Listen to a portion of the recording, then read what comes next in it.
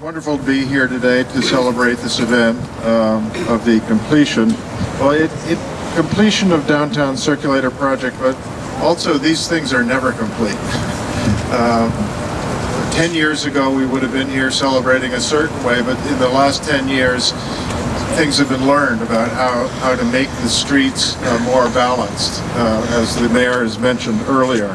And we're going to, this is not, the learning process is not going to be over today. It's going to be really, as the streets are used more by the members of the community, we'll learn more how to make them better and more accessible. It's about balancing it. These streets were originally probably horse and carriage, then it was automobile, and then it was all about how to make the automobile work better. And today we're talking about how to make it better for the pedestrian and the bicyclist. So we are learning. It takes a while to learn, but we are, and the mayor and his administration is committed to this holistic approach of how we revitalize our city. And that's wonderful, because this is what the young people of today are looking for. And this is why the move now is not out of the cities, but it's back into the cities. And these types of improvements that we're celebrating here today are part and parcel of why that's happening. And so I'm very happy to be part of this. I'm not sure what's exactly going on over there, but some old automobile people, clearly.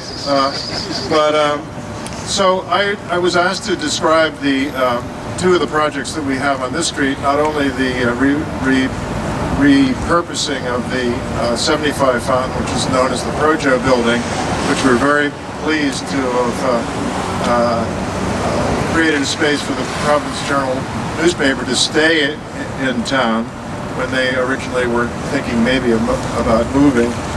But in addition to that, in the short term, we'll be able to announce some very exciting new tenants that are going to join that, the Journal in that building.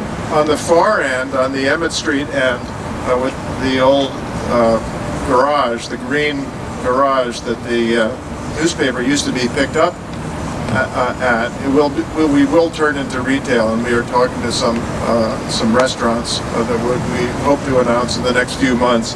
But that, as I think Bob mentioned, there's a public plaza there in Emmett Square that will allow outdoor seating in that area and sort of humanize it, human scale for that, this wonderful entrance into our city, both from LaSalle Square and Emmett Square. We're immediately showing how people live here, and the attractive qualities of Providence are revealed as immediately upon entering the city. As a matter of fact, in talking to the convention center people, who one of our associated groups that we work with, the Congress for New Urbanism and the Project for Public Space, are interested in locating their next conferences here, primarily because of the walkability of Providence, because having a convention here, a wonderful convention center, but also having the proximity of the hotels and the fact that people do not have to get in their cars to go to restaurants and all the other things, make us very high on the list of attractiveness for our conventions. And so that's hugely important for the city and the state, and shouldn't go unnoticed. Across the street, I'm particularly excited about the opportunities in the what were the two parking lots that were used by the Journal for many years. They're flat lots. And we have proposed to the state, in association with our partners, Nordblom Company out of Boston, the redevelopment of those sites, primarily for housing on the upper floors. And the more we have people living down here, then the more activity we have on the streets over the long hours of the day. 18-hour city is what it's referred to.